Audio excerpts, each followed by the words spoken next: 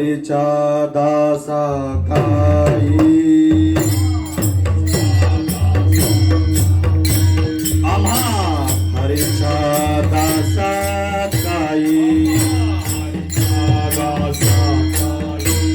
भय नाही त्रिलोके भय नाही त्रिलोकी भय नाही त्रिलोके भय नाही त्रिलोके भय नाही त्रिलोकी देव उभा मागे पुढे देव उभा मागे पुढे देव उभा मागे पुढे देव उभा मागे पुढे उगवी कोडे संकट उगवी कोडे संकट उगवी कोडे संकट उगवी कोडे संकट उगवी कोडे संकट उगवी कोडे संकट जैसा केला तैसा होय तैसा केला तैसा होय जैसा केला तैसा होय तैसा केला तैसा होय आवे सोय धरोनी आवे सोय धरोनी गावे सोय धरोनी गावे सोय धरोनी गावे सोय धरोनी गावे सोय धरोनी देव उभा मागे पुढे देव उभा मागे पुढे देव उभा मागे पुढे देव उभा मागे पुढे देव उभा मागे पुढे उगवी कोडे संकट उगवी कोडे संकट उगवी कोडे संकट देव उभा मागे पुढे पुढे संकट उगवी पुढे संकट पुढे असो सुखी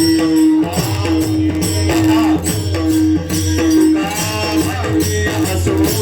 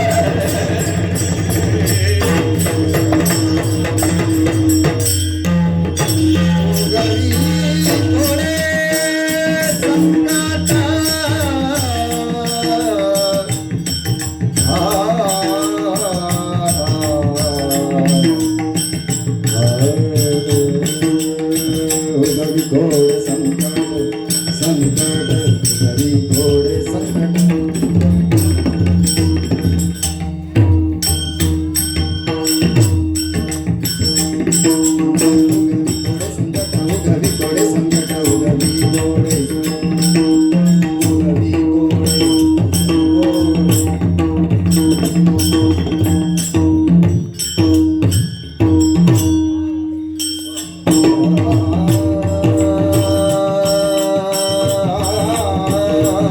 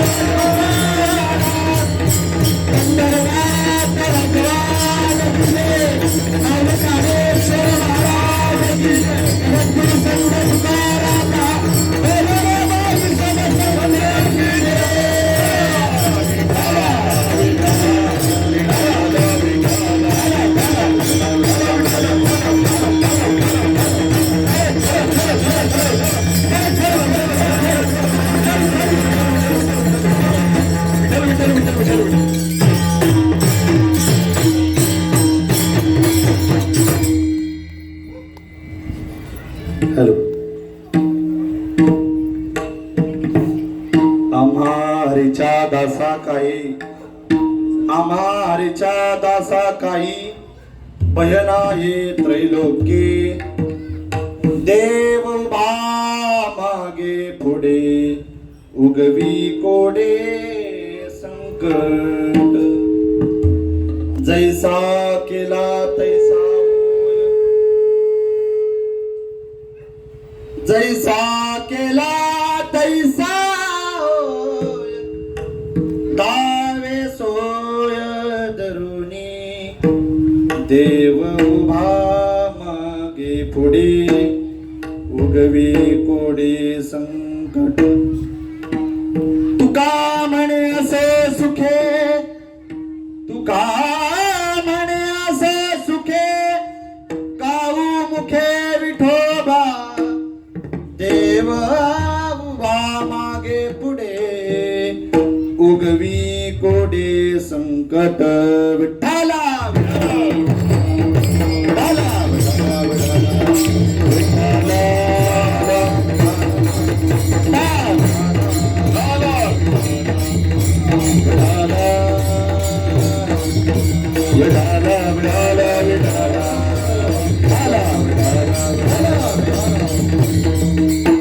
हॅलो. प्रथम नमन करू गणनाथ उमाशंकराची आस्था. चरणावरी ठेविन माथा साष्टांगाता दंडवत. दुसरे बंधू सारजा जे चतुरणाची आत्मजा वाक सिद्धी पाविजे सहजा.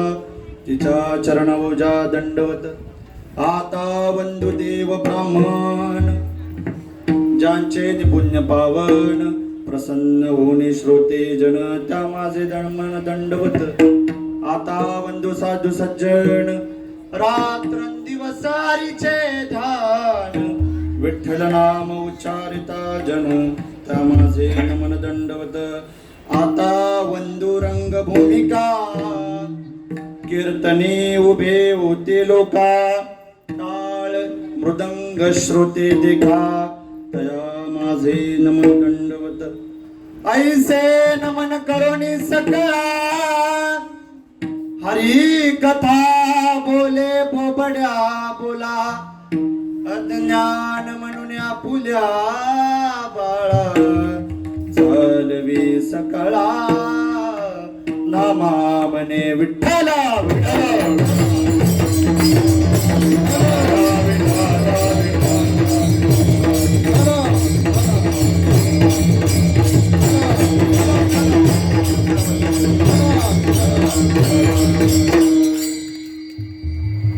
प्रमाणं भवाब्दे नितं मामकाना नितं भाकराभ्यो द्रुतेन तस्मात् विधातुर्वसत्योर्द्रुतनाभिकोशा परब्रह्मलिङ्गं भज पाण्डुरङ्गं पाण्डुरङ्गा करो प्रथम नमः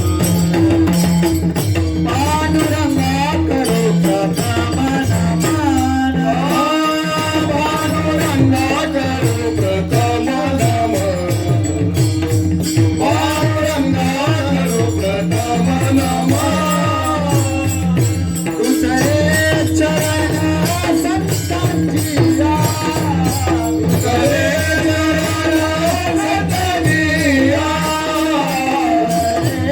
चरण संतांचिया दुसरे चरण संतांचिया आनंदवादाने गदेचा गदेचा विस्तार आनंदवादाने गदेचा विस्तार आनंदवादाने गदेचा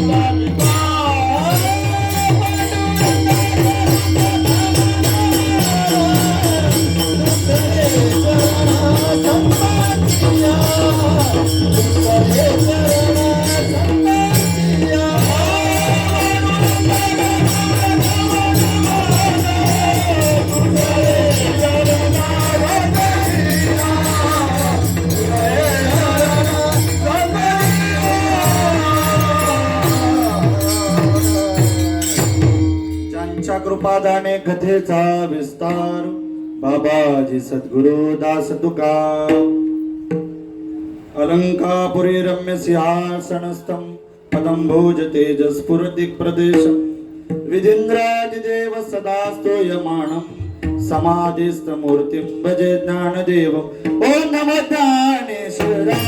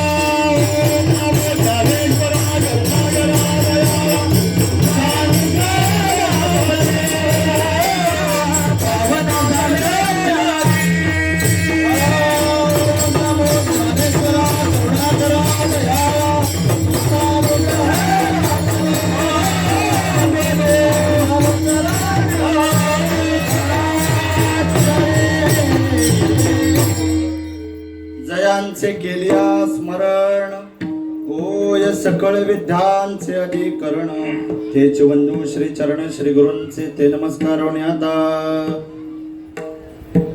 आम्हारीच्या दासा काही भयनाये त्रैलोकी देव वा मागे पुढे उगवी कोडे संकट विठ्ठला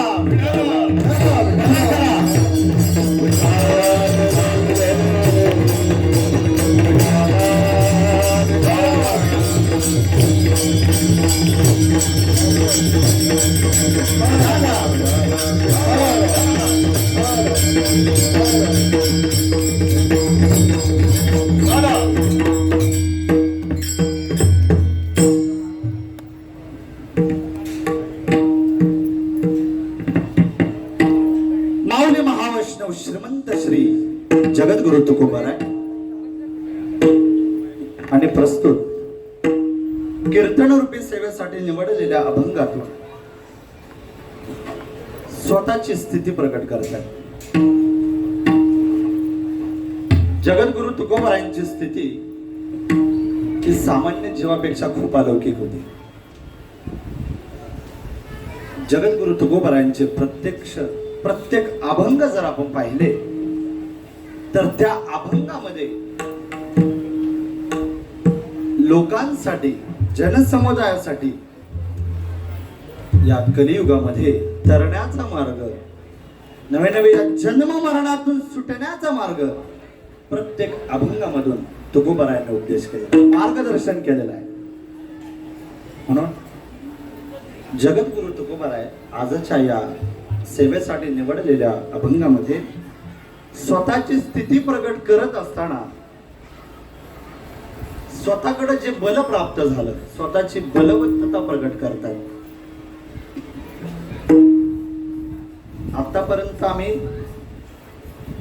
अनेक भययुक्त जीवनाचा प्रवास करत होतो. अनेक प्रकारची भय मनुष्याच्या जीवनामध्ये आहेत. मग एक दिवशी असं झालं, आम्ही भगवंताचे निस्सीम दास झालो आणि निस्सीम दास झाल्यानंतर आता आम्हाला भय राहिलं नाही. आम्हा हरीच्या दासा काही भय नाही त्रैलोकी. आम्हाला आता भय राहिलं नाही. मग भय जर राहिलं नाही मग इतक्यावर आहे का? नाही. एकदा की भगवंताचे आम्ही दास झालो की भगवंत भक्ताला सोडत नाही. देव उभा मागे पुढे उगवी कोडे संकट. नुसतं मागे पुढे उभा राहत नाही तर भक्ताच्या जीवनामध्ये येणारे संकट, भक्ताच्या जीवनामध्ये पडणारी जी कोड आहेत, जी संकट आहे त्याचं निवारण करतो. महाराज इतकंही नाही, त्या पारलौकिक स्थितीला एकदा जीव पोहोचला की मग भगवंताला भक्ताप्रमाणे व्हावं लागतं. जसं भक्ताची इच्छा होईल तसं देव दर्शन देत असतो. जैसा केला तैसा होय धावे सोय धरुणी. ज्या स्थितीला भक्ताने हाक मारली देवा आम्हाला सोडव, त्या क्षणाला महाराज भगवंत तिथं पोहोचल्याशिवाय राहत नाही, ही प्रचिती. आणि मग एकदा की आम्ही त्याचे दास झालो, आम्ही भयमुक्त झालो, भगवंत आमच्या पाठीशी उभा राहणारच, संकटाचं निवारण करणारच. इतकंच नाही तर भक्तीच्या जोरावर जसं आपण इच्छा धरू तसं तो व्हायला तयार होतो. आणि मग ज्या सुखाच्या प्राप्तीसाठी मनुष्याची धडपड असते ते सुख सुद्धा भगवंतांनी प्राप्त करून दिलेलं असतं भक्ताला. जगद्गुरु तुकोबारायांनी सेम भावनेने म्हणतात की देवा इतकं काय तू सगळं देतोयस तर आमचंही काहीतरी कर्तव्य बनतं. शेवटच्या चरणामध्ये जगद्गुरु तुकोबाराय सांगतात, तुका म्हणे असो सुखे गावो मुखे विठोबा. भगवंता आम्ही तुझंच नाव गाणार आणि एकदा की तुझं नाव गायलं की सर्व सुखाची प्राप्ती होईल असं जगद्गुरु तुकोबाराय या अभंगामध्ये सांगतायत. विठ्ठला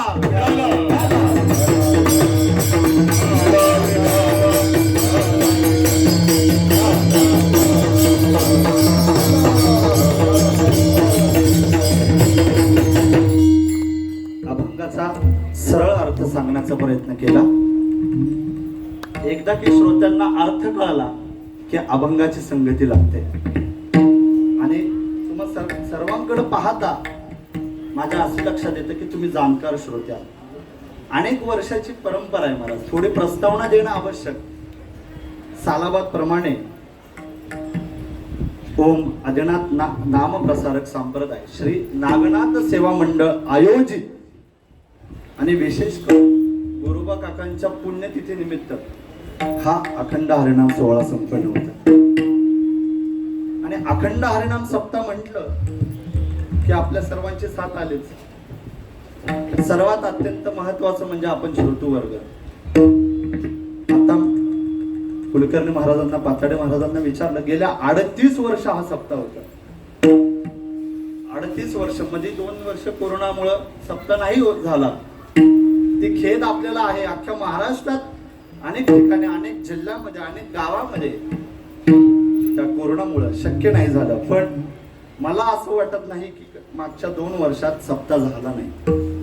कारण अखंड जिथं शब्द येतो तिथं आपलं अंतकरणापासून जरी आपण त्या सप्त्याचं, त्या नामसाधनाचं नुसतं चिंतन केलं तरी भगवंत आपल्याला ते सुख दिल्याशिवाय राहत नाही.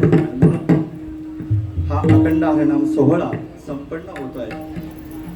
आणि या सप्त्यामध्ये आजच्या 5व्या दिवसाची कीर्तन रूपी सेवा खरं तर माझं भाग्य म्हणावं लागेल, तो योग म्हणावा लागेल. तुका म्हणे येथे नाही चालत तातडी, प्राप्त काळ घडी. घडी म्हणजे तो वेळ आल्याशिवाय तो योग प्राप्त होत नाही. आणि खरं तर आजचा योग. आणि म्हणून आमचं वारकरी या संप्रदायाचं जे अतोनात सेवा करतायत असे आमचे कुलकर्णी महाराज असतील, त्यांनी खरं तर आजची सेवा ही माझ्या वडिलांची होती. पण काही तब्येतीच्या कारणास्तव त्यांना येणं शक्य नाही झालं. त्यांनी अगोदरच कळवलं कुलकर्णी महाराजांना की महाराज तब्येत ठीक नाही. जरी तब्येत ठीक नसली तरी मी एक कीर्तनकार पाठवतो, माझा मुलगाच आहे. आणि मला एक प्रमाण तिथं आठवलं, माझ्या वडिलांची मिरासी गा देवा, तुझी चरण सेवा साधावया. म्हणून त्यांच्या अनुषंगानं आजची ही कीर्तन रूपी सेवा प्राप्त झाली. कुलकर्णी महाराज, आमचे पाताडे महाराज असतील आणि समस्त विश्वस्त मंडळ असेल, त्यांच्या संयुक्त विद्यमानं हा संपन्न होत असलेला अखंड हरिनाम सप्ताह. द्यावे तेवढे धन्यवाद कमी आहे. कारण अशी प्रसन्नता, असं वैभव कमीच ठिकाणी पाहायला मिळतं. अनेक ठिकाणी जाणं होतं, अनेक ठिकाणी गेल्यानंतर तिथं उभं राहिल्यानंतर त्या जागेची, महाराज त्या जागेची एक प्रसन्नता असते. इतका आम्ही प्रवास करून आलो, आता इतकं ट्रॅफिक होतं.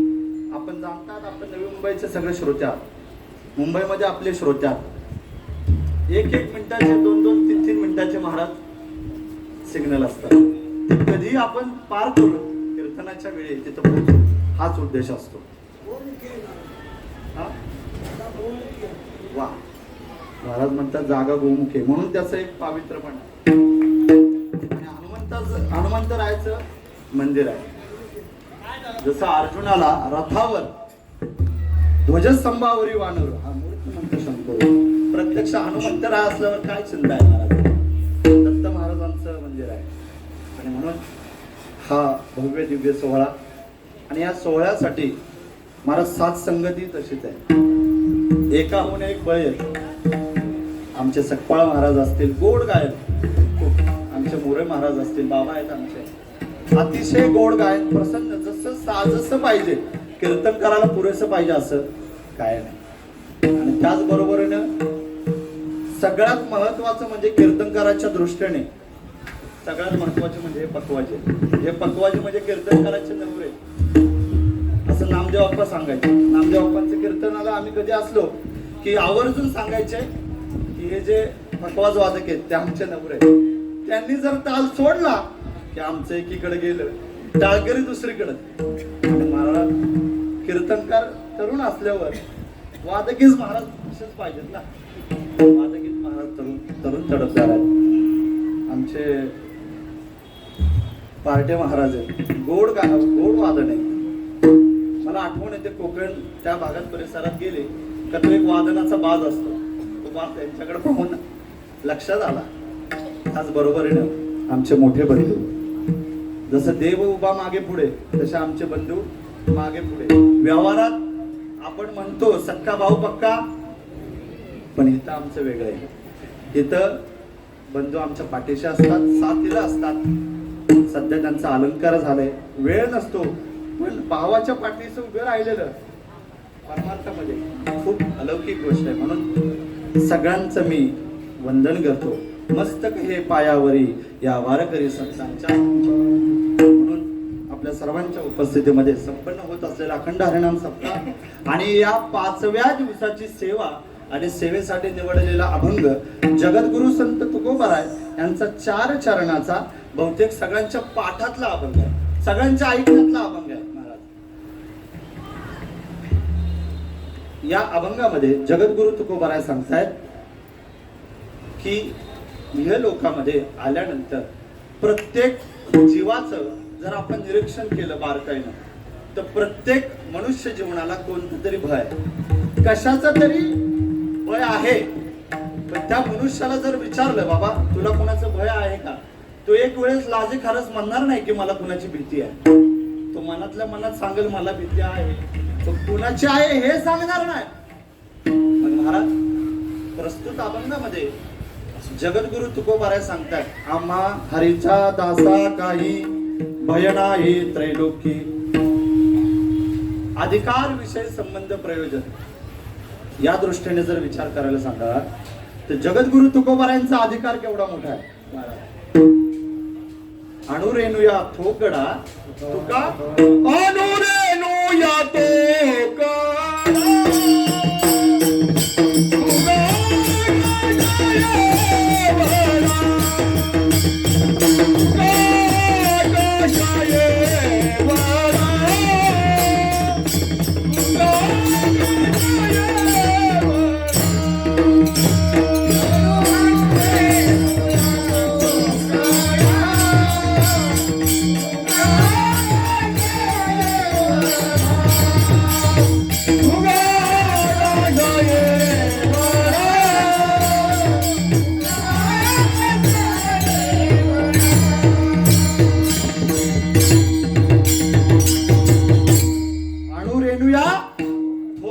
तुका आकाशा. मग मला सांगा आकाश केवढं व्यापक. आकाश जर मोजायला गेलो तो मोजता येईल महाराज. मग इतकं व्यापक जर तुकोबाराय आणि मग तुकोबारायांना भय कुठलं. महत्वाचा पहिला माझा प्रश्न असा आहे की जगद्गुरु तुकोबारायांचा एवढा मोठा अधिकार आहे. नवे दुसरा अधिकार सांगतो. जगद्गुरु तुकोबारायांचं नुसतं नामचिंतन केलं तर काळही घाबरतो. तुकाराम तुकाराम नाम घेता काळालाही भय वाटत. हा अधिकार जगत खूप अधिकार सांगता येईल महाराज. धगधगत वैराग्य महाराज जगद्गुरु तुकोबारायांकडे होता. जगद्गुरु तुकोबारायांना इतकं मोठी शक्ती होती. देव स्वतः भगवंत स्वरूप होते. मग भय कोणतं. मग भय कोणतं प्रश्न एक आहे.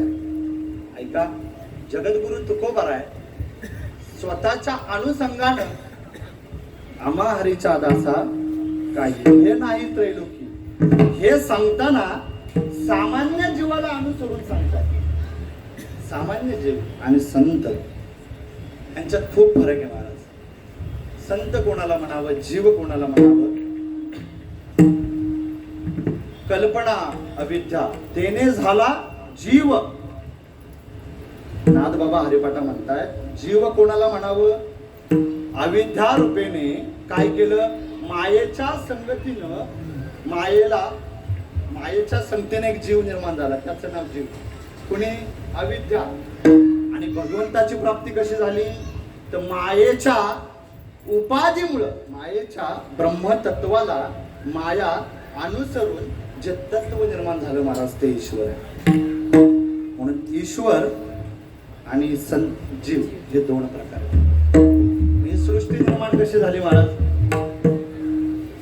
सृष्टी भगवंताने आपुल्या मायेचे हाते केली निर्माण बहुत शरीरे, एकी केली खेचरे, एकी केली भूचरे, जलचरे अचरे. ऐसं देखून सृष्टी ते सुख न वाटे देवा ते. भगवंताने सृष्टी केली, मायेच्या अनुषंगानं भगवंताने सृष्टी निर्माण केली, पण सृष्टी निर्माण केली पण त्याला सुख नाही वाटलं महाराज. इतकं व्यापक सृष्टी केली आणि सुख का वाटावं नाही महाराज. सुख वाटायचं कारण का नव्हतं, कारण मनुष्याचीच निर्मिती नव्हती, जीवाचीच निर्मिती नव्हती. मग नाथ महानव म्हणतायत की मग मानव देह प्रकृती आदेरे निर्मिली. मग काय केलं भगवंतानी, मायेच्या रूपाने मनुष्याची निर्मिती केली, अंतःकरणपूर्वक भावानं मनुष्याची निर्मिती केली. मग ते देखून वाटे सुख देवाचं. मग देवाला सुख वाटलं की आता हा मनुष्याचा निर्मिती झाली, पुढे जाऊन या भगवंताची माझं गुणगान कोण गाईल, कोण गाईल म्हणा, हा मनुष्य गाईल. तो मनुष्याने काय केलं महाराज, एकदा की गर्भवासातून सुटका झाली. जगद्गुरु तुकोबारा सांगतात, काय सांगो गर्भीच्या यातना, मज भोगिता नारायणा, मांस मलमूत्र जाणा तुझ क्षण क्षणा ध्यातसे देवा. काय सांगू, या 9 महिने आईच्या गर्भामध्ये अत्यंत 9 महिने अवघड आहे. काय सांगू गर्भीच्या यातना, मज भोगिता नारायणा, मांस मलमूत्र जाणा तुझ क्षण क्षणा ध्यातसे देवा. मी तुझी आठवण करतोय कधी आठविना पाया आम्हाला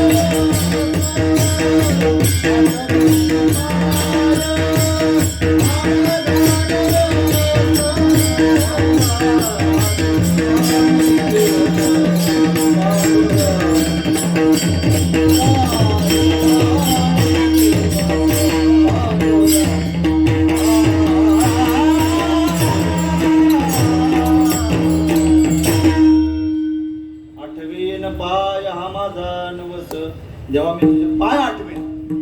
महाराज भगवंत इतका हुशार आहे महाराज, तो सुटका करत नाही. एकदा की मनुष्य बाहेर आला, जन्म घेतल्यानंतर मग महाराज मनुष्य इतका लबाड निघाला, तो देवाला म्हणायला लागला, देवा तू कोण आहे, तुला आम्ही ओळखत नाही, तुझं नामचिंतन घ्यायला आम्हाला जन्म झाला. 5 वर्षाचं लागलं खेळायला, 5 वर्षाचं झालं, 10 वर्षाचं झालं, 15 वर्षाचं झालं. शिक्षण घेत घेत घेत घेत मोठं झालं. नंतर मग त्याचं एकाचे 2 हात केले, कळालं ना. लग्न झालं, लग्न झाल्यावर अजून ते बिघडलं, लग्न झालं, मुलं बाळ झाली. मग म्हातारपण आलं, म्हातारपणात परत बालावस्था आली. महाराज इतकं सगळं प्रवास करत करत करत करत असताना त्याला विचारलं, बाबा तुला वेळ आहे का, अजिबात वेळ नाहीये. सगळं कुणाच्या जोरावर चाललंय, कुणी घेतलंय, मी बांधलंय. हे शेत दिसते ते कुणाचं आहे, माझे. महाराज हे शेत ज्याने बांधलंय ते माझे, हे घर माझं आहे. मग मी एक सांगतो, ते शेत तिथं राहिलं का तो माणूस तिथं राहिला. अनेक आपले आजा पंजा यांच्यापासून अनेक पिढ्या गेल्या महाराज, आपली वंशावळ अख्खी निघून गेली, पण जमीन आहे का नाही तिथंच महाराज. मग महाराज ऐका, जीव आणि संत ह्याच्यामध्ये फरक असा आहे महाराज. जीव आणि देव, जीव आणि संत दिसायलाही समान असले पण महाराज समान नाही, त्यांच्यामध्ये अलौकिक तत्व आहे महाराज. एखादा मनुष्य म्हणत ते संत आमच्यासारखेच दिसायला आहेत, आमच्यासारखेच बोलतायत, आमच्यासारखेच काम करत आहेत, आमच्यासारखंच वागणूक आहे, मग त्याच्यात आणि आमच्यात काय फरक आहे. ज्ञानोबराय सांगतायत, बाबांनो प्रत्यक्ष संत, संत ही वृत्ती आहे, संत हे तत्व आहे. माऊली म्हणतायत ते चालते बोलते ज्ञानाचे बिंब, तयाचे अवयव सुखाचे कोंब, येर माणूस पण भांब लौकिक भाव. काय म्हणतायत माऊली? हे जे अवयव दिसतंय ना महाराज, हे चालत बोलत ज्ञानाचे बिंब आहे, प्रत्यक्ष ज्ञानाचे बिंब आहे. त्यांचे अवयव सुखाचे कोंब, प्रत्यक्ष अवयव सुखाचे कोंब आहे. मनुष्य पण जरी आपल्याला वाटत असलं तर मनुष्य देहाच्या पलीकडे असणारं तत्व म्हणजे संत आहे. त्याच्याही पुढे जाऊन सांगू, संत हे नुसतं संत नाही, संत हे प्रत्यक्ष देव स्वरूप आहे. देवते संत, देवते संत,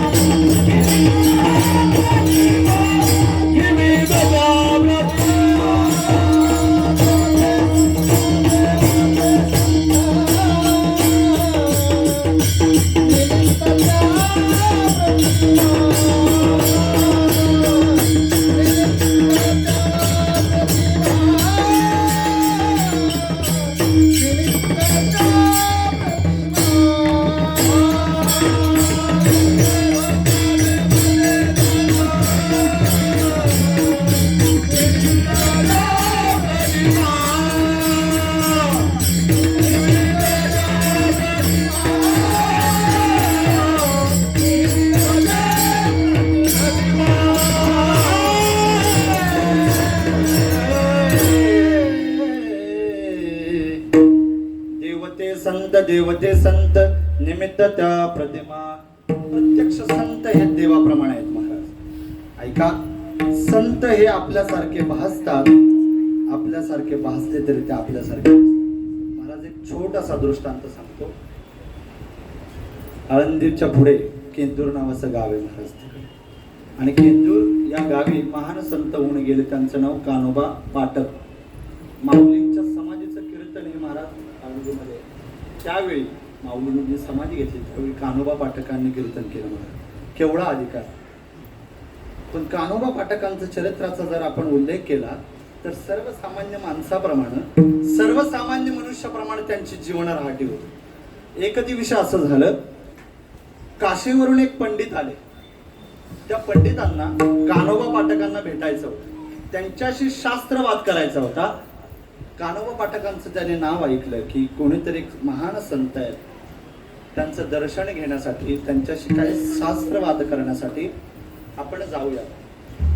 त्या काशीवरून आलेल्या पंडितांना त्या गावी आल्यानंतर एका मनुष्याला विचारलं, का हो कान्होबा पाठक कुठे राहतात? त्या मनुष्यानं सांगितलं, बाबा इथून सरळ जा, झाडाच्या मागे त्यांचं घर आहे, तिथे एक विहीर दिसेल, त्या विहिरीच्या बाजूचंच घर म्हणजे कान्होबा महाराजांचं आहे. त्या बोलल्याप्रमाणे तो काशीचा पंडित तिथपर्यंत पोहोचला. पोहोचल्यानंतर त्याने एक प्रकार पाहिला. घराच्या दरवाजाजवळ तो उभा राहिला, बाहेरचा जो उंबरठा आहे त्याच्यावर तो उभा राहिला, आणि त्याने फक्त आत एक दृश्य पाहिलं. आत दृश्य काय पाहिलं महाराज? त्याने पाहिलं कान्होबा महाराज पाठक आपल्या मुलांच्या समवेत, लहान मुलांच्या समवेत खेळत बसले होते. काय करत होते? आपल्या लहान लेकरांच्या समवेत खेळत बसले होते. हे पाहिल्यानंतर तो काशीचा पंडित नाराज झाला आणि तिथून निघून चालला. तेवढ्यात कान्होबा पाठकांनी ते पाहिलं, अरे कोणीतरी याचक आपल्या जवळ आला होता आणि विलमुख चाललाय. त्याने गाठ भेट घेतली नाही आणि कारण काय मात्र न विचारता, न विचारपूस करता निघून चालला.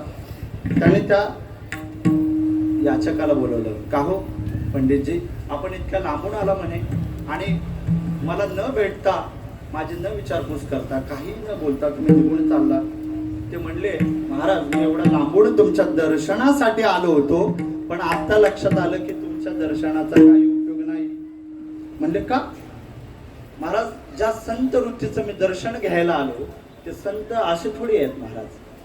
स्वतःच्या कुटुंबामध्ये, स्वतःच्या कौटुंबिक स्थितीमध्ये स्वतःच्या लेकरासोबत खेळत बसलेला व्यक्ती कोणी संत म्हणतात?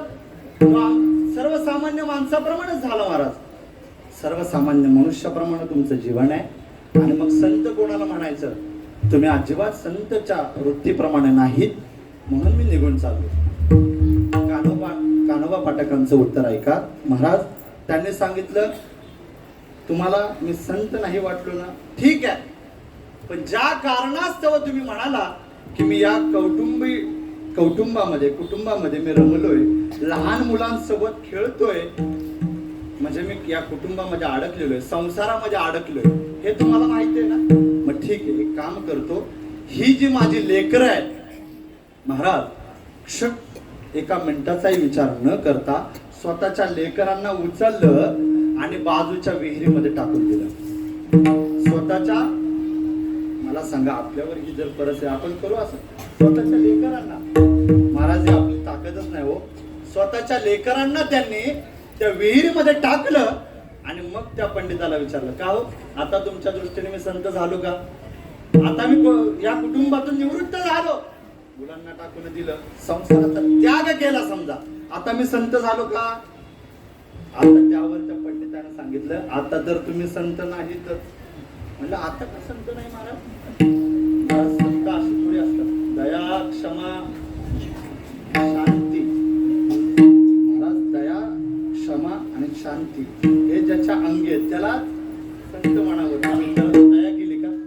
स्वतःच्या लेकरांना विहिरीमध्ये टाकून दिले. इतकं तुमचं निर्दयी मन, इतकी निर्दयी तुमची वृत्ती, तुम्ही संत वृत्तीच्या नाहीत.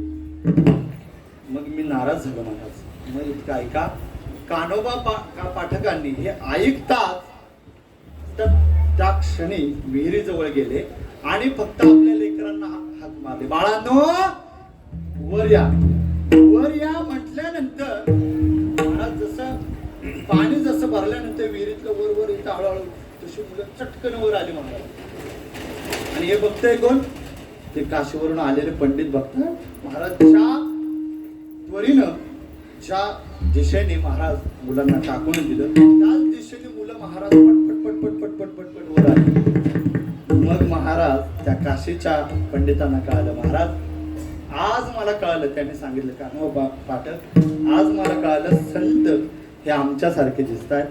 कुटुंबामध्ये जरी रमत असले तरी महाराज संत कोणाला म्हणावं याची व्याख्या मला आज कळाली. ज्याची कुटुंबावर, ज्याची संसारावर असणारी अनासक्ती, मुलं टाकण्यासारखी ज्याची अनासक्ती आणि त्याच योग्यतेने मुलांना वर काढलं की दैवी शक्ती म्हणजे संत विठ्ठला.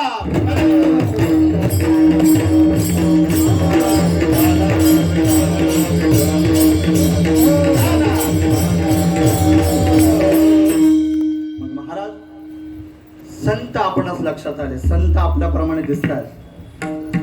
संत नव्हती जगा माणसाच्या, समुद्र नदी नवे पैगा, पाषाण म्हणून लिंगा. संत नव्हती जगा माणसाच्या सारिखे, संत नव्हती जगा माणसाच्या सारिखे. समुद्र जरी असला आणि नदी असली मग दोघांना एकच म्हणावं का? समुद्र समुद्राच्या ठिकाणी, नदी नदीच्या ठिकाणी. पाषाण आहे आणि एका बाजूला शिवलिंग आहे म्हणून दोघं पाषाण म्हणू शकतो का महाराज? नाही म्हणू शकत. तसं मनुष्य आहे, संत आहेत, मग दोन्ही एकच नाही. मग ऐका, दोन्ही जर एकच नाही, जगद्गुरु तुकोबारायांची इतकी व्यापक शक्ती, संतांची इतकी दैवी शक्ती, मग संतांना भय कसलं? ज्या अर्थी तुकोबाराय म्हणतात भय नाही त्रैलोकी, मग हे भय कोणतं? मग संतांना भय नाहीच ना महाराज. हे भय आहे फक्त जीवाला भय. शास्त्रकार सांगतात की आहार निद्रा भय मैथून सर्व योनेशी समसमान, मनुष्य देहीचे ज्ञान अधिक जाण उद्धवा. महाराज आहार या सर्व प्राणी मात्रांना घ्यावाच लागतो. नवे नवे आहार ह्याची गरजही आहे आणि आवडही आहे. काहींना आवड इतकी असते जेवणाची महाराज, सकाळी खातील, दुपारी खातील, रात्री खातील, मध्यरात्रीही त्यांना भूक लागते महाराज, इतका आहार घेतात महाराज. आणि काहींना त्याची गरज सुद्धा आहे महाराज. जर आपल्या अंगी शक्ती राहावी तर आहार योग्य वेळेला घेतलाच पाहिजे. म्हणजे आहाराच्या दृष्टीने जर विचार करायला झालं तर आहार गरजही आहे आणि आवडही आहे. दुसरी गोष्ट, निद्रा. माणसाला झोप आवश्यक आहे ना महाराज? शास्त्रामध्ये 6 ते 7 तास झोप पुरेशी आहे. पण आपण त्याच्याही पुढं जातो. सूर्य उगवल्यानंतर मग त्याला विचारलं, का रे बाबा तू सूर्याच्या नंतर उठतोस, तुला काय लाजबीज वाटते का नाही? महाराज म्हणतो, मी सूर्याचा अपमान करत नाही. सूर्याच्या अगोदर जर उठलो तर त्याला अपमान व्हायचा का महाराज? माणसा जर सकाळी लवकर जर आपण उठलो तर आपली शरीर यष्टी चांगली राहील. आणि परमार्थ करायला शरीर चांगलं पाहिजे महाराज. शरीर पाहिजे, मन चांगलं पाहिजे, बुद्धी चांगली पाहिजे, चांगले विचार, चांगला आचार आणि उच्चार या तिन्ही तत्वावर मनुष्याचं जीवन कारणीभूत आहे. पण महाराज, निद्रा, झोप ही माणसाला गरजही आहे आणि काही लोकांना ती आवडते. तिसरी गोष्ट मैथुनाची. मैथुन हे गरजही आहे, प्रजनन संस्थेसाठी त्याची गरज आहे, आवडही असू शकते, त्याबद्दल मी जास्त नाही सांगत. आणि चौथी गोष्ट शास्त्रकार सांगतात, भय. म्हणजे आपल्या अभंगाचं द्वार जिथं आहे भय. मग आता भयाच्या बाबतीत एक मी सांगतो, भय हे कुणाला आवडतं का महाराज? एखाद्या व्यक्तीला सांगितलं की तुमच्या आयुष्यामध्ये भय आहे, तुम्हाला भीती आहे, तो म्हणत माझ्या आयुष्यात भय आणि भीती, बाबा रे बोलू नकोस, मी मुक्तपणे जीवन जगणार आहे. म्हणजे भय हे कुणाला आवडतही नाही. म्हणजे माझ्या जीवनात कुणाची भीती असेल हे कुणाला आवडतही नाही आणि त्याची गरजही नाही महाराज. मग महाराज ज्या अर्थी जगद्गुरु तुकोबाराय सांगतायत की भय आहे, आतापर्यंत आम्ही भययुक्त होतो आणि आता आम्ही भयमुक्त झालो. म्हणजे भय आहे का? आहे. ऐका, भय प्रत्येकाला आहे. प्राणी मात्रांचा जरी विचार केला तरी प्रत्येकाला भय आहे. विंचू माहिती आहे ना आपल्याला? बोला बोला, तुम्ही बोलत जा. नाही तुम्ही बोलला तर मी कीर्तन संपवणार. वेळेत जर कीर्तन संपवायचं असेल तर श्रोत्यांनी बोललं पाहिजे. विंचू पाहिलाय? नसेल पाहिला तरी विंचूबद्दल ऐकलं असेल की विंचूची नांगी लागली की काय होतं? क्षणभरात माणसाच्या अंगी विष चढतं. मग महाराज इतका विषारी विंचू, त्याला बाबा एक दिवशी विचारलं, बाबा तू इतका विषारी आहेस, तुझ्याजवळ इतकी ताकद आहे, कुणी जवळ तुझ्याजवळ आलं तुला मारायला आणि तू फक्त नांगी त्याला टोचलीस तर काय व्हायचं महाराज? समोरच्या व्यक्तीच्या अंगामध्ये 10 निर्माण होईल, विष निर्माण होईल. मग महाराज त्या विंचवाला मी विचारलंय, म्हणजे मी एक उदाहरण सांगतोय, त्याला विचारलं की बाबा रे तुला कुणाचं भय आहे का? कुणाला? विंचवाला विचारलं. विंचू महाराज म्हणाले, महाराज मला एकाच भय आहे. म्हटलं तुला कशाचं भय? तो म्हटलं महाराज मी इतका विषारी जरी असलो तरी मला आपल्या घरामध्ये जी भिंतीवर पाल दिसते त्या पालीची भीती आहे. पाल इतकी विषारी आहे महाराज, ती विंचवालाही खाते. आपणास वाटेल पाल इतकी आपल्या घरात भिंतीवर सहजपणे दिसते महाराज, सहजपणे दिसते. पण महाराज ती विंचवाच्या सानिध्यात आली तर विंचवाला खाण्याची शक्ती महाराज तिच्यामध्ये. मग महाराज विंचवाला भीती आहे का नाही? भय आहे. कुणाचं? पालीचं. तुम्ही बोलत जा आता, पुढचे उत्तर तुम्हाला द्यायचे. मग आता ही पाल, बरं त्या पालीला विचारलं, का पाल तुला तरी कुणाची भीती आहे का? तू इतक्या विंचवाला खातेस म्हणजे तुझ्याही अंगी एवढी शक्ती आहे महाराज. ती पाल म्हणाली, मला वाटलं तिलाही भय नसत, पण ती पाल म्हणाली महाराज मलाही भय आहे. म्हणलं कोणाचं भय आहे तुला? बोल. पालीनं सांगितलं, महाराज मला एकीची भीती आहे. म्हणलं कुणाची भीती? मी उत्सुक झालो कुणाची भीती आहे. तिने सांगितलं महाराज मला एकीची भीती आहे, तिचं नाव आहे कोंबडी. ज्या अर्थी तुम्ही असताय म्हणजे तुम्हाला कोंबडी माहिती असेल. आपण सर्वजण वारकरी आहोत तरी कोंबडी माहिती आहे. मग महाराज आता माझा प्रश्न पुढे गेला, एकावरून दुसरीकडे गेलो मी. पाल विषारी आहे, मी म्हणलं पालीला भीती नसेल, पालीलाही भीती आहे. पालीला भीती कोंबडीची. आता मग मी कोंबडी जवळ गेलो, जायला काय हरकत? कोंबडी जवळ गेलो आणि कोंबडीला विचारलं, का कोंबडी तू तर एवढा पालीला खाते? पाल विंचवाला खाते म्हणजे सगळ्यात विषारी कोण आहे महाराज? बोला बोला. कोंबडी किती विषारी आहे महाराज? इतकी विषारी कोंबडी मला वाटतं तिला नसेल बाई कुणाचं हो. मग मी एक दिवशी जाऊन विचारलं, कोंबडी तू इतकी विषारी, विंचवाला खाणारी पालीला खाणारी कोंबडी इतकी विषारी आहे. आणि मग मी कोंबडीला विचारलं की तुला कुणाची भीती आहे? माणसाची. तिने जे उत्तर दिलं ते ऐकून मी शब्द झाला.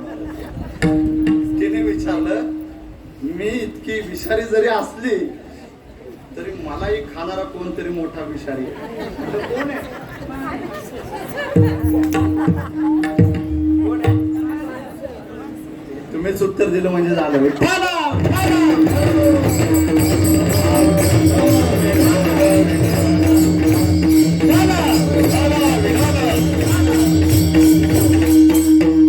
सांगण्याचं तात्पर्य इतकं की सगळ्यात विषारी आता कोण निघालं महाराज? मनुष्य सगळ्यात महाराज विषारी आहे. ऐका, मनुष्य जीवन जितकं श्रेष्ठ आहे तितकंच मनुष्य जीवन कनिष्ठ सुद्धा आहे. शरीर रोगाचे भंडार, हे दुर्गंधीचे थार आहे महाराज. पण त्याचबरोबर तुकोबाराय मला हे म्हणतात, शरीर उत्तम चांगले, शरीर सुखाचे गोष्ट आहे. जर शरीरानं साध्य करायचं आहे परमार्थ शरीरानाच होतो. मग महाराज हे भय इतकं या जीवाला कारणीभूत ठरतं. मग महाराज मी मनुष्याजवळ गेलो, त्या मनुष्याला, त्या जीवाला विचारलं की बाबा कोंबडीलाही खाणारा तू इतका विषारी, मग तुला तरी भय आहे का? मनुष्यालाही भय आहे. आता ऐका, मनुष्याला भय शास्त्रकार सांगतायत मनुष्याला 9 प्रकारचं भय. शास्त्रकार सांगतायत, भोगे रोग भयम, कुलेच्युत भयम, वृत्ते नृपालात्म भयम, माने दैन्य भयम, बले रिपु भयम, गुणे कलु भयम, शास्त्रवाद भयम, बले रिपु भयम आणि काया कृतांतात्म भयम. शास्त्रकार सांगतात मनुष्याला 9 प्रकारचं भय. भय क्रमांक 1, भोगे रोग भयम. जो मनुष्य आपल्या जीवनामध्ये भोग करतो, काम वासने म्हणजे जो आसक्त होतो महाराज, त्याला रोगाची भीती आहे. जो जास्त भोग करेल त्याला रोग होणार. आणि महाराज रोग आला की त्याचं जीवन नाही होत. म्हणून मनुष्याने भोग इतका केला की त्याचा रोगात रूपांतर झालं. म्हणून भोग करेल त्याला रोगाचं भीती.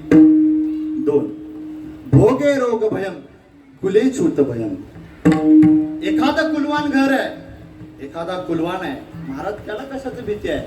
त्या कुलवानाला विचारलं, महाराज की तुमचं एवढं कुलवान आहे, तुम्हाला कशाची भीती? तो म्हणला, महाराज एक कुलवान घर आतापर्यंत टिकून आहे, पण याच्या पुढं आमच्या घराला कलंक लागू नये.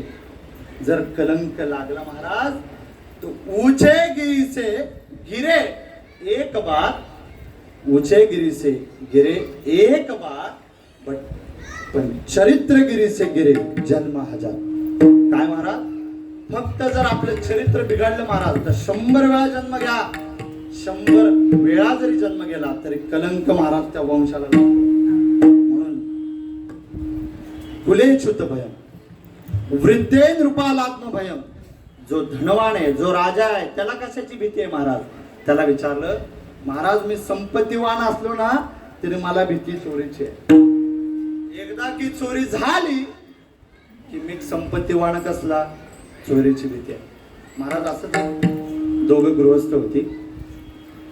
त्या गृहस्थांना पैशाची इतकी आवड, कर्मधर्म संयोगानं त्या मनुष्यानं काय केलं, एक दिवशी त्यांनी बायकोला विचारलं, का ग मला खूप इच्छा झाली आज लॉटरीचं तिकीट काढावं. तिने बायकोला विचारलं, कारण बायकोचा आदेश प्रमाण असतो महाराज.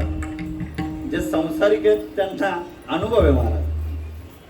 त्यांनी ते लॉटरीचं तिकीट काढलं आणि महाराज दिवस असं की कर्मधर्म संयोगानं ते लॉटरीचं तिकीट त्याने 21 लाख रुपयाचं काढलं आणि घरी आला. घरी आल्यानंतर दुसऱ्या दिवशी पेपरमध्ये पाहिलं की बाबा शक्यतो आपला नंबर लागेल की नाही.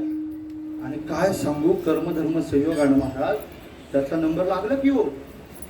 महाराज गरीब घरात राहणारा तो व्यक्ती दुसऱ्या दिवशी त्याने ते नंबर पाहिला.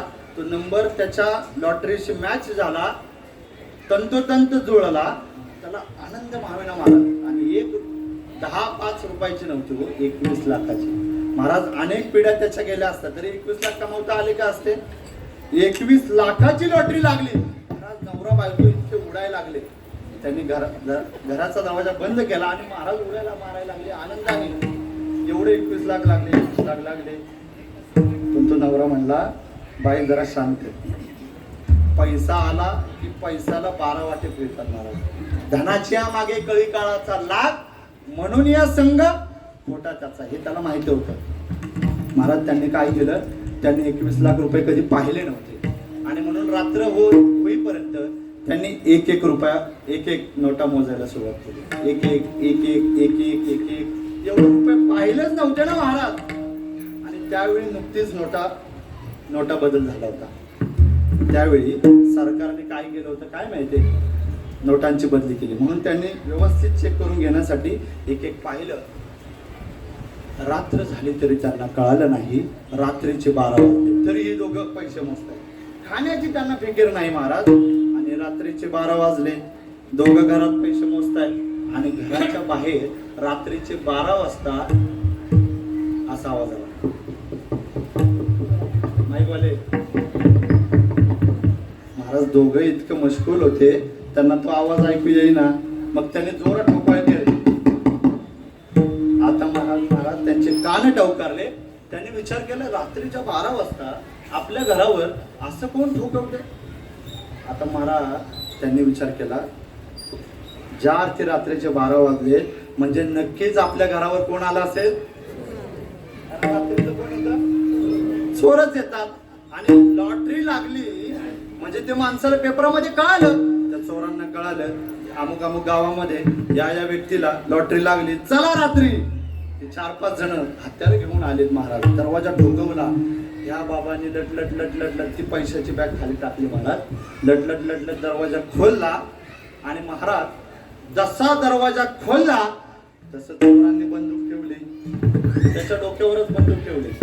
कुणाच्या 21 लाख लागलेल्या माणसाच्या डोक्यावर. आता म्हणले, तुला जीव प्यारा आहे का पैसा प्यारा आहे. महाराज आता त्यांनी काय उत्तर दिलं असेल, तो म्हणलं जीव प्यारा आहे. 21 लाख रुपये काढ. 21 लाख रुपये आत्ताच्या आत्ता काढ महाराज. असं म्हटल्यानंतर त्याने महाराज लट कापायला लागला. त्याने बंदूकच दाखवली महाराज. त्यांनी होते नव्हते सगळे पैसे देऊन टाकले महाराज. आणि एकच प्रार्थना केली, बाबा रे तू सगळे पैसे घेऊन जा, पण महाराज माझा जीव मला प्राप्त करून दे, जीव माझा घेऊ नकोस. तात्पर्य संपलं. प्रीतेन रूपाला आत्मवयम. संपत्तीवान झाला पण त्याला भीती कशाची आहे महाराज. चोरीची भीती आहे का नाही. चोरी झाली परत कंगालपती झाला. वृत्ते रूपाला आत्मवयम. माने दैन्य भयम. जो मानानं वागतो, समाजामध्ये ज्याचा मान आहे त्या व्यक्तीला विचारलं, बाबा तू एवढं मानानं वागतो, तुला कशाची भीती आहे. तो म्हणतो, महाराज मी मानानं वागतो कारण मी कुणाचाही पैसा खाल्ला नाही. मी माझ्या नीतीनं वागलोय. मला दारिद्र्याचं दुःख आहे, दारिद्र्याची भीती आहे. एक सांगू महाराज, गरिबी अवस्थापासून श्रीमंत झालेले एक वेळ चालेल. काय बोलतो मी, गरिबी अवस्थापासून श्रीमंत प्राप्ती झाली एक वेळ चालेल, समाजामध्ये मान भेटेल.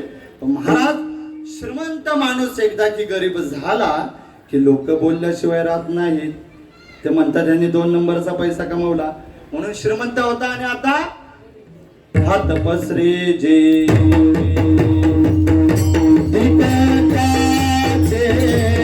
हात पसरे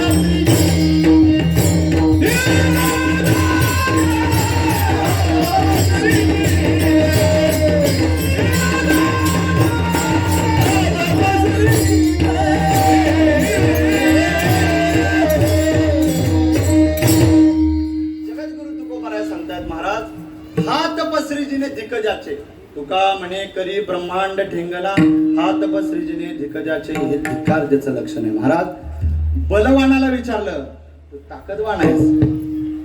महाराष्ट्र केसरीवाल्याला मी विचारलं तुला कोणाची भीती आहे. तो म्हणला महाराज मी महाराष्ट्र केसरी असलो ना तरी माझ्या समोर हिंद केसरीवाल्याची मला भीती आहे. कधी मी त्याला चितपट करेन आणि विजय मिळवेन. बलवानालाही भीती आहे महाराज. गुणवानालाही भीती आहे. जो समाजामध्ये गुणवान आहे त्याला भीती वाटते की मी गुणवान आहे मला कोणी दोष लावू नये. एखाद वेळेस जर मला कोणी वैरी भेटला आणि त्यांनी माझे दोष काढले तर माझे गुण जातील. महाराज गुणवानाला भीती आहे. रूपे जरायात्म भयम.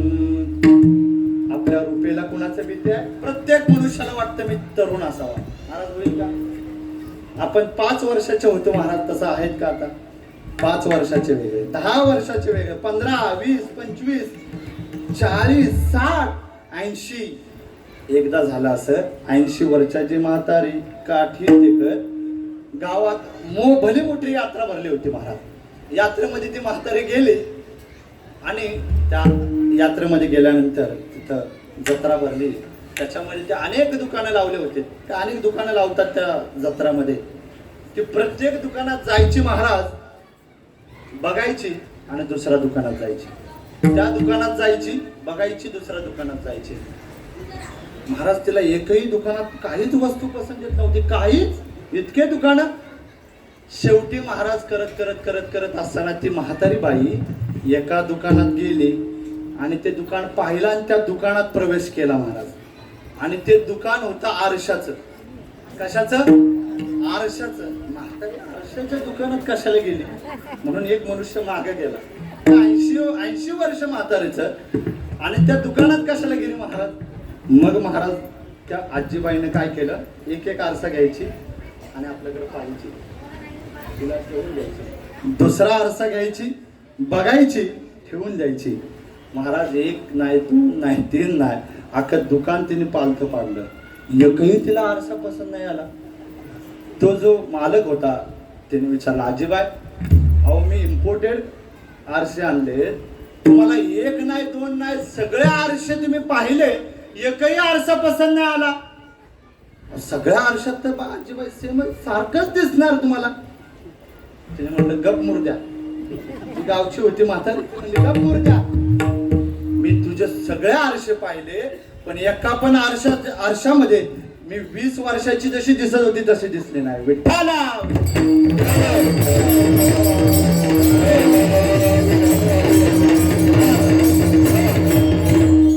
काय म्हणली एकाही आरशामध्ये मी वयाची 20 वर्षाची जशी तरुण दिसत होती तशी दिसली नाही. तुम्हाला कितका भडकला आजीबाई. तुम्ही इथून निघून जा. तुम्हाला अख्खा तालुका तुम्ही जरी काढला तरी असा आरसा भेटायचा नाही. विषय असा रूपे जरा आत्मभयम.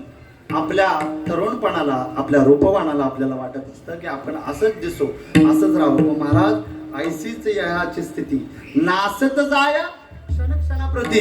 क्षणक्षणाला हे आयुष्य घटणार आहे. उठा सावध झालो अरे चालो जागरणा जगद्गुरु तुकोबाराय म्हणतायत. महाराज याच्याही पुढं सगळ्यात मोठं जे जीवाला भय आहे ते कशाचं भय आहे महाराज.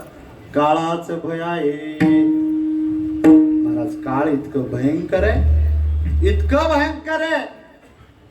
ज्यावेळी माणसाचा मृत्यू जवळ येतो ऐका ज्यावेळी आपला मृत्यू जवळ येतो त्यावेळी फक्त 2च जणांना यम दिसतो. एक कुत्र्याला यम दिसतो. दुसरा ज्या व्यक्तीचा प्राण कंठाशी आलेला असतो ज्या व्यक्तीचं प्राण निघून जाणार त्यालाच फक्त यम दिसतो. कुणाला या 2च याला. ऐका 4 प्रकारचे दुःख ज्यावेळी आपलं मरण आपल्याला समोर येतं त्यावेळी ते यमदूत आपल्याला दिसत असतात. ज्या व्यक्तीचं मरण जवळ आलंय म्हणा त्याला यमदूत दिसत असतात. समोरून यम येत आहेत. 4 प्रकारचे दुःख 4 प्रकारचे भय त्याच्या समोर उभं राहिलेलं असतं. भय क्रमांक 1 विश्लेषण. त्याला असं वाटतं की आता मी आणि माझं कुटुंब वेगळे होणार. इतके वर्ष मी बायका मुलांमध्ये राहिलो इतके वर्ष कुटुंबाची सेवा केलो आता मात्र यांच्यापासून दूर जाणार यांचा माझा संबंध तुटणार. विश्लेषण. 2 पश्चाताप. पश्चाताप त्या माणसाला असा होत असतो, लेखा 80 वर्ष जगलास तर पंढरीची वारी कधी केली नाहीस, दान धर्म कधी सप्त्याला केला नाहीस, चांगलं कधी बोलला नाहीस, चांगलं कधी वागला नाहीस, आणि इतकं नाही केलं आणि शेवटी शरपंजीर पडलास आणि मिळवलं काय? महाराज, हा पश्चाताप सगळ्या व्यक्तींना, ज्याचं मरण येतं ना जवळ, शास्त्रकार सांगतात हे त्याला आठवतं. हे 2 दुःख झाली. 3रं दुःख त्याला होतं मोह. मोह असा होतो की महाराज, आता मी पर्यंत इतकं जमा करून ठेवलं, आता माझ्या कुटुंबासाठी कमावणार कर. 80 वर्ष आल्या का आता तुझं जायचं वय आलं आणि आता तू म्हणतोस माझ्या पोराबाळांचं कसं व्हायचं, माझ्या पोराबाळांचं कसं व्हायचं. ते म्हणत असतं, म्हातारा तू लवकर मर, आम्ही सुटू, आम्हाला पाहिजे ते करू. महाराज, हे 3रं भय. आणि 4थं दुःख महाराज आगामी. आगामी म्हणजे आता समोर यमदूत येत आहेत, हे त्याला दिसतं. आता मी निघून जाणार, येथे नाही उरो आले अवतार, एरते पामर जीव किती. मग इतकं व्यापक असणार काळाचं भय. जगद्गुरु तुकोबाराय म्हणतायत की हे काळाचं सुद्धा भय आम्हाला नाही, कारण आम्ही या काळावर सुद्धा विजय मिळवलाय, कारण आम्ही त्या देवाचे दास झालो. अभंगाचं प्रथम चरण. आम्हा हरीचा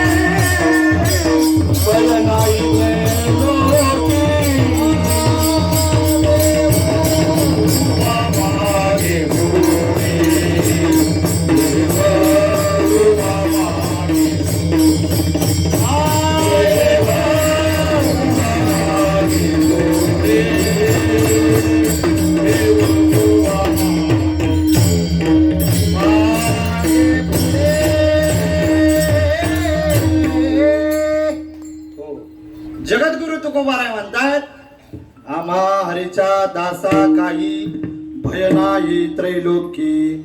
महाराज, काळावरही आम्ही विजय मिळवला. जगा काय काळ, आम्ही माथा दिला पाय, आम्ही काळाच्या डोक्यावर पाय दिला. इतकी शक्ती कशामुळे आली? कारण आम्ही भगवंताचे दास झालो. महाराज, प्रत्येकाने हाच प्रयत्न केला पाहिजे. भगवंताचे निस्सीम भावाने भक्त व्हा, त्याचे दास व्हा, त्याचे अंकित व्हा. दास होण्यासाठी महाराज आपण भगवंताच्या आश्रित असलो पाहिजे, त्याच्या आज्ञेमध्ये असलं पाहिजे. आणि भगवंताचे दास एकदा झालो की महाराज भगवंत त्या भक्ताच्या पाठी उभा असतो, काहीच साकडे पडून देत नाही. मग महाराज, जगद्गुरु तुकोबाराय हे काळाचं भय का नाही बोलले? इतकं काळ मोठा व्यापक आहे, त्याला का भीती नाही? ऐका, जगद्गुरु तुकोबारायांना 3 गोष्टी ऐका: स्वभिन्न, स्वबलवान आणि स्वविरोधी. भय कधी वाटतं? एखाद्या व्यक्तीला भय कधी वाटतं की एखादी व्यक्ती आपल्यापेक्षा भिन्न आहे, तिच्यामध्ये वेगळी ताकद आहे त्या व्यक्तीमध्ये, त्यावेळी आपल्याला त्या व्यक्तीपासून भीती वाटते. 2, ती व्यक्ती आपल्यापेक्षा बलवान आहे, तेव्हा आपल्याला त्या व्यक्तीची भीती वाटते. आणि 3री गोष्ट, तो आपला विरोधक आहे. तसं उमेदवारीला ही लोक उभी राहतात आणि त्यांना भीती कुणाची असते महाराज? ही विरोधी कधी रात्रीच्या घोटाळा करतील आणि आपला सगळा पट्ट्यावर करतील. महाराज या तिघांच्याही पलीकडे जगद्गुरु तुकोबारायांचा विचार केला तर जगद्गुरु तुकोबाराय स्वभिन्न, देवाच्या भिन्नच नव्हते.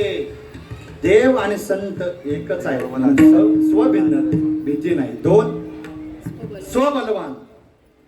भगवंत हा बलवान आहे. गतीर भरता प्रभू साक्षी निवासा शरणम सुरत प्रभवा प्रलया स्थानम निधानम बीजमयूर. चराचरामध्ये भगवंताचं स्थान आहे. आणि मग जगद्गुरु तुकोबाराय म्हणतात बळीयाच्या अंकित आम्ही झालो. अंकित या शब्दाचा अर्थ दास. दास झालो म्हणून आम्ही बलवान झालो. दोन. आणि तिसरं कारण विरोधी. देव आमच्याशी विरोधच नाही ना महाराज. तुका म्हणे भेदाभेद गेला वाद. एकदा की वाद संपला की मग काय होतं? भगवंत त्या भक्ताच्या मागे उभा राहतो. देव उभा मागे पुढे उगवी कोडे संकट. मग महाराज आपल्यालाही वाटतं का नाही देव आता मागे पुढे? देव जर मागे पुढे उभा राहावा असं वाटत असेल तर काय केलं पाहिजे? भगवंताचं नाम गायलं पाहिजे. सर्वांनी हात वर करा. वा, सर्वांनी हात वर केले. आता खाली करायचे. हात वर करून फक्त भगवंताचे जर गुणगान गायलं आणि भगवंताच्या नामाने गात असताना टाळी वाजवली तर शास्त्रज्ञ सांगतात ज्यावेळी आपण टाळी वाजवतो, टाळी वाजवल्यानंतर आपलं जे बोटांचा स्पर्श आहे तो स्पर्श एकमेकांवर झाल्यावर आपल्याला फंगल इन्फेक्शन, त्वचा रोग हे विकार होत नाही. बीपी, शुगर हे सगळं नियंत्रित राहतं. हे आपल्याला माहितीच नसतं महाराज. आणि याच्याही पुढे जाऊन मी सांगतो, ह्या जन्मात जर टाळ्या नाही वाजवल्या तर पुढचा जन्म आपल्याला कुठं टाळा वाजवायला लागते महाराज? याचा विचार करा. म्हणून सगळ्यांनी परत एकदा, पुन्हा एकदा विठोबा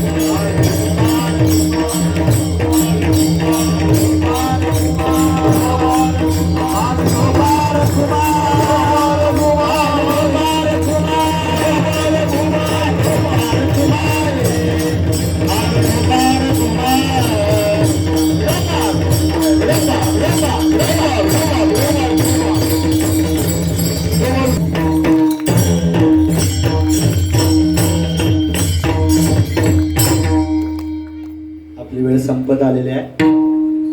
10ला 5च मिनिटं कमी असते महाराज. आणि वेळेत माणसाने असावं. वेळेत सुरुवात झाली की वेळेत संपतं महाराज. ज्याने वेळ पाळली महाराज भगवंत त्याची वेळ पाळत असतो. आणि म्हणून अगदी 5 मिनिटं फक्त घोषवारा पुढच्या राहिलेल्या चरणांचा करूया. देव उभा मागे पुढे उगवी कोडे संकट. भगवान स्वतः त्याचे निस्सीम दास झालो. मग भगवंत स्वतः मागे पुढे उभा असतो. माग कुणाच्या उभा होता आणि पुढे कुणाच्या उभा आहे? देव होता.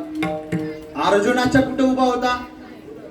पुढे होता. पायी की पाठीशी घातला आपण पुढा राहिला. आणि द्रौपदीच्या वेळ कुठे होता? माग होता. द्रौपदीला कळलं नाही. द्रौपदीने सगळ्यांना हाक मारली. पितामह भीष्म, द्रोणाचार्य, आपल्या सगळ्या नाट्यवाद्यांना जेव्हा आपण हाक मारतो आणि कंटाळतो महाराज, कोणी आपल्या हाकेला ओ देत नाही, तेव्हा एकच पर्याय उरतो, देवा. आणि ते पण 10 रुपयाचा नारळ महाराज नासका घेऊन जातो आणि देवाच्या चरणी फोडतं. आणि तो नासका निघाला, देवाला पावला, देवाला पावला, देवाला पावला. आणि तो चांगला निघाला का अर्ध घेऊन जातो घरी.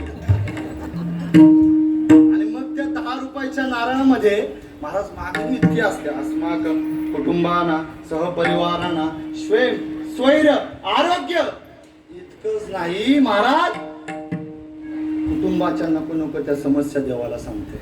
महाराज मुलगा मोठा झालाय, मुलाचं लग्न करायचंय, देवा कुठेतरी मुलगी शोधून दे बाबा. आता देव काय करणार महाराज, इतकंच नाही तर त्याला नोकरी दे पहिली. नोकरी आता मिळणार झाल्यात. महाराज कुठेतरी चिकटव की, देवाला म्हणते कुठेतरी चिकटवा. ते देव म्हणत असेल चिकटव की लाईटच्या डिपीने, ते लाईटच्या डिपीने चिकटवायचं. महाराज इतकी वाईट परिस्थिती आहे. भगवंताजवळ गेल्यानंतर काही मागणे आम्हा अनुचित वडिलांची रीत जाणत, म्हणून उगवी कोडे संकट पडून देत नाही. इतकंच नाही तर आपली भक्तीची पराक्रमी अर्जुनानं भगवंताला सांगितलं 11व्या अध्याय, मला विश्वरूप दर्शन दाखवा देवा. दाखवलं हो भगवंताला, जे भक्ताला पाहिजे ते होता येतं, इतकी शक्ती आहे. काम्यक वनामध्ये गेल्यानंतर अर्जुना, एक दृष्टांत आहे छोटासा. अर्जुनासोबत भगवान काम्यक वनात गेल्यानंतर अर्जुनाला वाटलं एवढं चांगलं वन आहे, या वनामध्ये जर माझी बायको माझ्या सोबत असती ते किती चांगलं झालं असतं. महाराज भगवंतांनी ओळखलं. भगवंत म्हणलं अर्जुना थांब, मी जरा मागं जाऊन येतो. मागं जाऊन गेले आणि स्वतः सुभद्रा बनले अर्जुनाची बायको आणि भक्ताजवळ आले. महाराज इतकं स्वतः बायको झाले कुणाची, अर्जुनाची. पण महाराज अर्जुनासारखी भक्ती असावी. जोपर्यंत तुमची भक्ती जिथपर्यंत जात नाही तोपर्यंत भगवंता आपलं भक्ताला पाहिजे तसं होत नाही. म्हणून जैसा केला तैसा होय, स्थावे सोय धरुणी. मग महाराज इतकं भय आमच्या जीवनातलं निघून गेलं. भगवंत प्रत्यक्ष आमच्या मागे पुढे आहे. संकटांना सगळे दूर केले महाराज. आम्ही मागल ती इच्छा पूर्ण केली. आम्हाला जे सुखाची अपेक्षा आहे ते सुखही महाराज दिलं. तर महाराज सुखरूप आहे सा तुझा कोणी सांगा, माझ्या पांडुरंगाचं. मग आम्ही नामही त्याच गाणार. महाराज तुकोबाराय म्हणतात, तू का म्हणे असो सुखे, तू का म्हणे असो सुखे,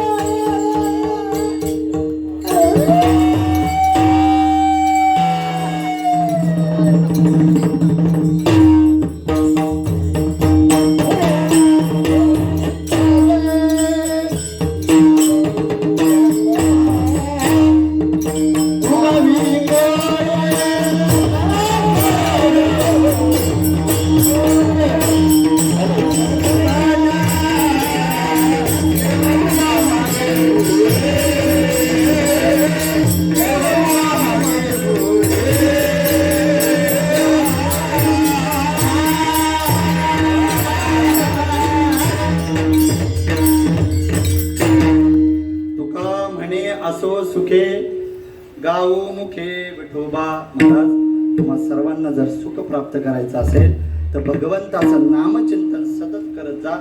सततम कीर्तयन्तो मा यतंत्रस्य दृढवता. जोपर्यंत मी सतत करत नाही तोपर्यंत भगवंत तुमचा अंकित होणार नाही, भगवंत तुमच्या जवळ येणार नाही. मग भगवंत जवळ जर यायचं आहे, भगवंत कळायचं आहे, तर भगवंताचं नाम गायलं पाहिजे. आणि मग एकदा भगवंत आला की भय नाही, काहीच राहणार नाही, सर्व आनंदाची सृष्टी झाली. तद्वत या न्यायाप्रमाणे जगद्गुरु तुकोबरायांनी अमूल्य असं स्वतःची स्थिती प्रकट करत असताना अखिल जीवमात्राला या भूतलातून, जीवन मरणाच्या या भूतलातून पलीकडे जाण्यासाठी, भगवंताकडे जाण्यासाठी हा उपदेश केला. महाराज, झालेली सेवा भगवंताच्या चरणी समर्पित करतो. पुनश्च सर्व श्रोतृवर्गांना मस्तक हे पायावर या वारकरी संतांच्या. आपली वेळ झालेली आहे, एकच मिनिट.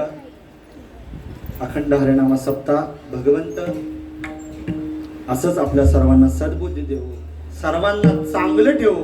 परत कोरोनाची ही परिस्थिती येऊ नये, असा आनंद, पैसा आनंद मिळणार आहे का कुठं महाराज? हा आनंद ज्याला मिळवायचा आहे त्यांनी इथंच या. आणि हा आनंद जर मिळवायचा आहे तर प्रत्येकाने या नामस्मरणामध्ये, या अखंड हरिनाम सप्ताहामध्ये तनमन धनाने आपलं आयुष्य, आपलं समर्पण करा. हेच आजच्या या ठिकाणी झालेली सेवा भगवंताच्या चरणी समर्पित करतो, हनुमंतरायाच्या चरणी समर्पित करतो, आई वडिलांच्या चरणी समर्पित करतो. ज्याच्या माझ्या घरामध्ये संप्रदायाची परंपरा आहे, वडिलांपासून ही परंपरा आहे महाराज. शिक्षण मी अभियांत्रिकीमध्ये IT इंजिनियर स्वतः होऊन ह्या परमार्थाची कास धरली. मी तरुण मित्रांना सगळ्यांना सांगतो, महाराज उच्च शिक्षित होईल, उच्च पगारही घेईल, महाराज त्याच्यात आनंद नाही. हा जो आनंद इथं मिळतो, सर्वांच्या सानिध्यात जो आनंद मिळतो महाराज, तो अलौकिक आहे महाराज. पैशाच्याही पलीकडे आनंद वेगळा आहे. आणि म्हणून झालेली सेवा ही सर्वांच्या चरणी मी समर्पित करून सेवेला विराम. ज्ञानेश्वर